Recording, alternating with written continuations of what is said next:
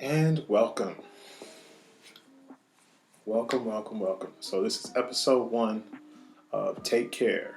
Take Care is a YouTube show that is kind of born out of the idea that there's so many of these concepts and ideas that I like to talk about that I want to share and I want to get people's feedback.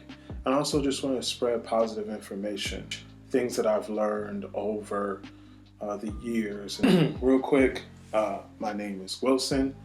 I am a veteran of the United States Armed Forces, yoga instructor. I'm also a filmmaker, also a political activist. So I've done a lot of work in a lot of different fields. And so this experiment or experience is just an opportunity to bring all of those things together. So with that being said, I'm going to jump right into the first topic that I'm going to talk about here. And this is going to be about imposter syndrome, which to me is a very important thing for anyone who is trying to start something, anyone who is stepping into a new field, anyone who just got out of school, anyone who gets promoted into a rank or promoted into a position. You can feel as if maybe sometimes you don't belong. So I found this really cool article on Time, and I just wanted to go through it real quick. And so just kind of flow with me. And obviously, if you have any comments, if you have any suggestions, please put them in the comment section. I will read them. Hopefully it's constructive. If you're hating, obviously you can't really do nothing about that. But let's get after it. So Time Magazine or Time.com article, yes, imposter syndrome is real. Here's how to deal with it. Have you ever felt like you don't belong? Like your friends or colleagues are going to discover you're a fraud and you don't actually deserve your job and accomplishments? If so, you're in good company.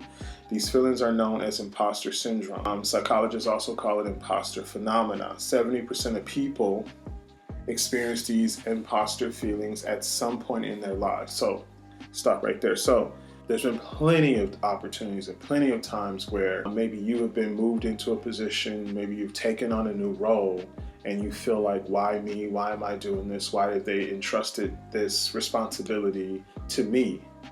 And what I can tell you is that I feel the same way too. And in some respects, I actually feel like that right now. Starting this YouTube channel, this podcast, whatever you want to call it, is years in the making. It's years in the making. So I understand how that feels, and part of those feelings are coursing through my veins right now, which is the reason why I wanted to barrel right after it, go right at it, and make that the very first thing that I talk about. The imposter syndrome is the idea that you only succeeded due to luck and not because of your talent or qualifications. And here's the crazy part, is that most people have the talent and the qualifications. You know, I was thinking about this earlier.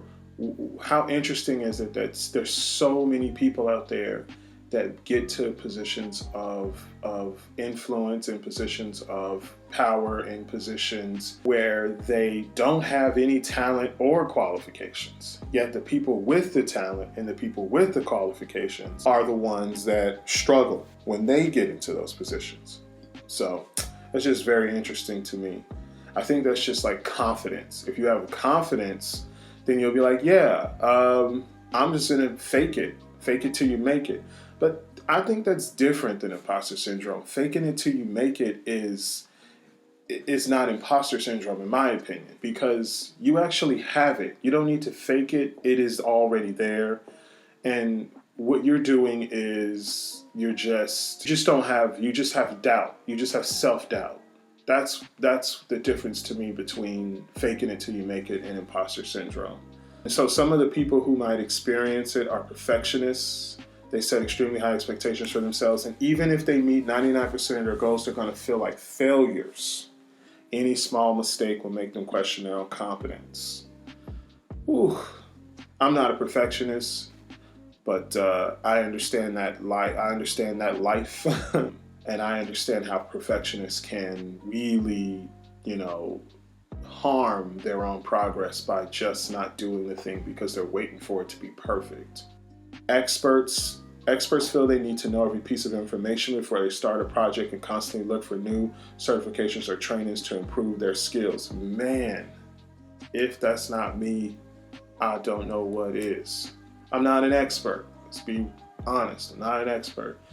But knowing every piece of information before you start and always looking to learn more is just, in my opinion, a barrier, a way for you to not do the thing. So you say, oh, well, I need to know more. I need to go learn this other thing.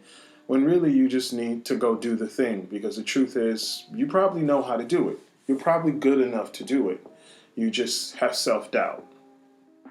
The natural genius has to struggle or work hard to accomplish something. He or she thinks this means they aren't good enough.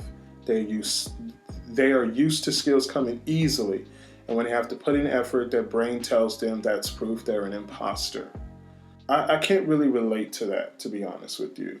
I've never been naturally good at anything besides talking. I think that's probably the only thing I'm actually really good at, and like coalition building, I guess you could say, bringing people together. Yeah, that doesn't really apply. Soloists. I've never been a soloist. Soloists feel they have to accomplish tasks on their own, and if they need to ask for help, they think it means that they're a failure or a fraud. I think I've always known I can't do things on my own. I think I've always known, and this is sort of a flaw, I guess, that I need the help of other people. So for me, it's been always a collaborative exercise. I think my entire life is a collaborative exercise and seeking out other people to help me. And then Superman or Superwomen push themselves harder than those around them to prove that they're not imposters. They feel the need to succeed in all aspects of life at work. At work, parents, as partners, and they feel stressed when they're not accomplishing anything. Man, that's crazy. Superman and Superwomen, if you know any of those people in your life, if you are a Superman or a Superwoman, then you definitely, in my opinion, qualify for a person that needs to chill. You need to definitely seek therapy and some sort of support, because Superman is not real. Superwoman is not real. Those are fictional characters that were given to us by way of comic books. Anybody who thinks that they need to be a Superman or a Superwoman in any aspect of their life is not really doing the thing right, not doing the thing called life right. You're going to make mistakes, and you're going to need the help of other people, and there's nothing wrong with that. It's actually normal, and it's actually what is supposed to happen. What to do about our imposter syndrome? I suffer from it. You suffer from it to some degree. Maybe you don't, maybe you do. But if you do, we're kind of, simpatico. So what are we going to do about it? We got to understand it. Personality traits like anxiety and neuroticism. Some experts focus on family or behavioral causes. Sometimes it's childhood memories. Maybe if you were going through something in your childhood and you were told that you weren't good enough, or you were told that even though you were in a position that you didn't earn it or deserve it, and that could definitely be something that would bring those feelings on. People often internalize these ideas that in order to be loved or lovable, I need to achieve. It becomes a self-perpetuating cycle. Let's read that again. In order to be loved or lovable, I need to achieve. Man, just sit with that. How many people think that they have to be doing something and accomplishing something in order to get other people to like them? They got to get the A. They got to complete the project before anybody else. They have to get the promotion. They have to take care of their parents better than their other siblings. And what ends up happening is that you don't end up becoming self-fulfilled at the end of the day. You just are tired all the time. And the people who know how good you are, whatever it is you do, they already know. And trying to, impress someone else is not going to work. It's definitely not going to work. I think that in this like space of mental health and support and taking care of yourself, it's like we know these ideas, but how do we move them from ideas to actually concepts that work in our lives? I think that's what this YouTube channel, or what I'm going to be exploring over the next little while, is how do we move these ideas from ideas and things on pieces of paper to actions and thought processes that produce positive actions in our life. So what can we do about it? Acknowledge the thoughts and put them in perspective. Simply observing that thought as opposed to engaging in it can be helpful. That sounds a lot like meditation. Anybody is familiar with the idea and the concept of meditation. Meditation is all about observing your thoughts, but not becoming, not falling into them. So imagining that you're sitting on the bank of a river and letting your thoughts kind of pass by as like water passes through or passes down a river. Whether the river is raging or whether the river is calm, those are your thoughts. So your thoughts can be raging or your thoughts can be calm. Either way, in either case, don't engage in your thoughts. Don't jump into the river. Just observe them, let them pass. You are not your thoughts. I definitely understand that. Reframe your thoughts. The difference between someone who experiences imposter syndrome and someone who does not is how they respond to the challenges. People who don't feel like imposters are no more intelligent or competent or capable than the rest of us. Does that make sense? So they ain't shit, pretty much. The people who are out there accomplishing things are no better than you. The only thing that they have that you don't have is confidence. And really, a lot of times, the only thing that they have that you don't have is they just acted. They just keep doing things. And eventually, they get good at the things that they just keep doing. Learning to value constructive criticism, understanding that you're actually slowing your team down when you don't ask for help, or remembering that the more you practice a skill, the better you will get at.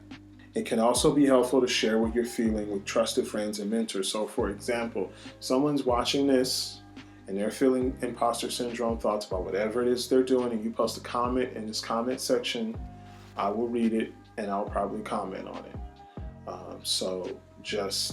We're all in this together.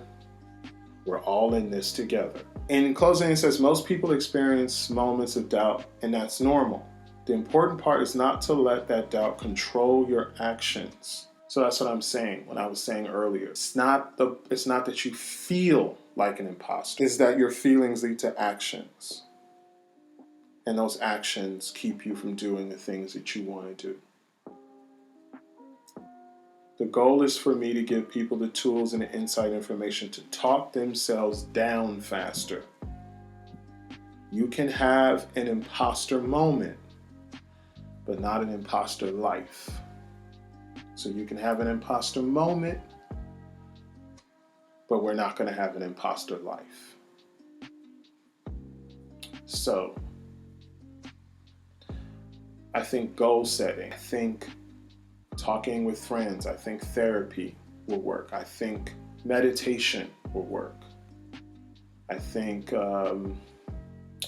doing one thing, no matter how small that thing is a day, will work, that you haven't done, that's new and different. Doing one new thing. I think getting out of your comfort zone much faster is going to help you get to the point to where you can do the thing or move into the space that will then at some point just become normal for you. So there's a lot of things you can do. And I think that no matter what it is you do, I think that the best thing is to do something positive. And so those are just my ideas. I'm not giving advice, I'm just giving ideas. So with that being said, this is the very first of these videos. I want to thank you for taking the time to sit with me and listen. Give me your attention. I'm going to sign off and edit this video and put it out. Take care of yourself. Take care of yourself. Take care of yourself. All right, guys. Till next time. I'll see you guys later. Take care. Bye.